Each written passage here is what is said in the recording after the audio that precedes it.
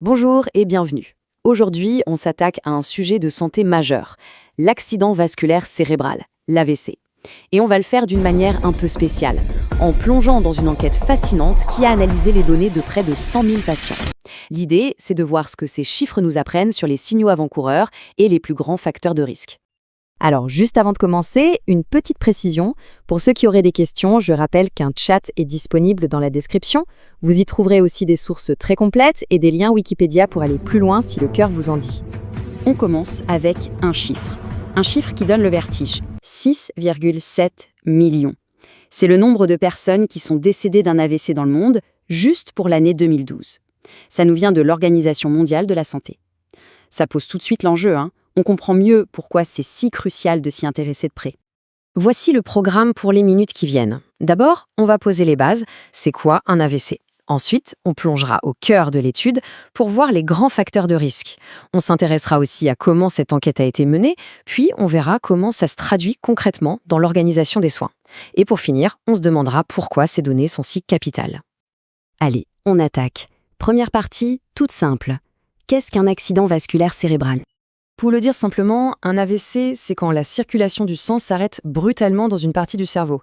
Et là, c'est la catastrophe. Les cellules du cerveau ne reçoivent plus d'oxygène, plus de nutriments, et elles commencent à mourir en quelques minutes. C'est ça qui peut provoquer des séquelles parfois très lourdes. Il faut savoir qu'il y a deux grands types d'AVC. Le plus fréquent, de loin, c'est l'AVC ischémique. C'est celui qui est causé par un caillot qui vient boucher une artère. Dans l'étude qu'on regarde aujourd'hui, ça représente 2/3 des cas. Et puis, il y a l'AVC hémorragique. Là, c'est l'inverse. Un vaisseau sanguin se rompt et provoque une hémorragie dans le cerveau. Deux mécanismes différents, mais un résultat qui peut être tout aussi grave. On en arrive maintenant au cœur de notre sujet, les fameux facteurs de risque. Qu'est-ce que cette énorme étude de l'IRDES, sur presque 100 000 personnes en France, nous révèle sur leur état de santé avant leur premier AVC ? Eh bien, voilà le portrait robot. C'est assez frappant. On voit les 5 pathologies qu'on retrouvait le plus souvent chez ces patients. Numéro 1, et de loin, l'hypertension artérielle. Ensuite, l'hyperlipidémie, c'est-à-dire un excès de cholestérol. Puis, à égalité, on trouve le diabète et la dépression. Et enfin, un trouble du rythme cardiaque, la fibrillation auriculaire. 51%. Ce chiffre est absolument majeur. Ça veut dire que plus d'un patient sur 2, dans cette étude, souffrait d'hypertension avant son AVC. C'est un véritable signal d'alarme sur l'importance de surveiller sa tension. Juste derrière, 37%, plus d'une personne sur 3, avait un problème de cholestérol. C'est un autre facteur de risque vraiment très très présent. Et puis, ce chiffre de 20%, un patient sur 5. Ce qui est intéressant ici, c'est qu'il s'applique à la fois au diabète et à la dépression. Autant le lien avec le diabète est assez connu, autant le fait de retrouver la dépression à un niveau si élevé, c'est une information vraiment essentielle pour avoir une vision complète du risque. D'accord, ces chiffres sont très parlants. Mais la question qu'on peut se poser, c'est comment les chercheurs ont-ils fait pour obtenir des résultats aussi précis ? Ça semble un véritable travail de détective, mais à l'échelle de millions de données de santé. La méthode est assez géniale. D'abord, ils ont identifié toutes les personnes qui ont été hospitalisées pour un tout premier AVC en 2012. Ensuite, pour chacun de ces patients, ils ont fait un bond dans le passé. Ils ont analysé leurs données de santé sur les 2 années précédant l'AVC. Ils ont cherché des indices partout, les médicaments qui leur avaient été remboursés, les diagnostics notés lors d'anciennes hospitalisations, ou encore s'ils étaient reconnus en affection de longue durée. Et c'est en rassemblant tout ce puzzle qu'ils ont pu dessiner ce fameux portrait robot. Pour faire ce travail, ils se sont basés sur des sources de données nationales, évidemment anonymisées. Il y a le PMSI, qui est en gros la base de données de tous les séjours à l'hôpital. Il y a le DCIR, qui contient la trace de tous les médicaments remboursés. Et enfin, les registres des ALD.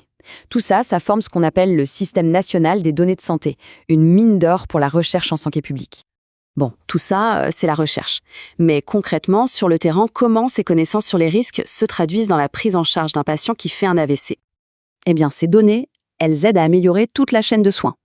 En France, le parcours est très structuré. Ça commence par l'appel au SAMU, le 15.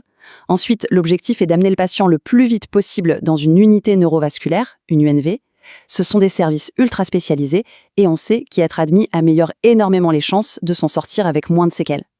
Des études comme celle-ci, ça permet de renforcer et d'affiner les plans nationaux de lutte contre l'AVC. Alors pour conclure, pourquoi est-ce que c'est fondamental de mener ce genre d'études à si grande échelle ? Quel est le vrai pouvoir de toute cette information ? Je crois que cette citation de l'étude résume tout parfaitement. Ce ne sont pas juste des statistiques pour faire joli, ce sont des outils hyper puissants pour aider à prendre des décisions. D'un côté, pour les pouvoirs publics, ça permet de mieux cibler les campagnes de prévention, et de l'autre, pour les médecins, ça les aide à mieux repérer et suivre les patients les plus à risque. Et ça nous amène à une dernière question, une question de fond. Quand on voit que les principaux facteurs de risque sont des maladies qu'on connaît bien, comme l'hypertension ou le diabète, des maladies qu'on peut traiter, qu'on peut contrôler, on est en droit de se demander si notre meilleure arme contre l'AVC au final, ce n'est pas tout simplement la prévention.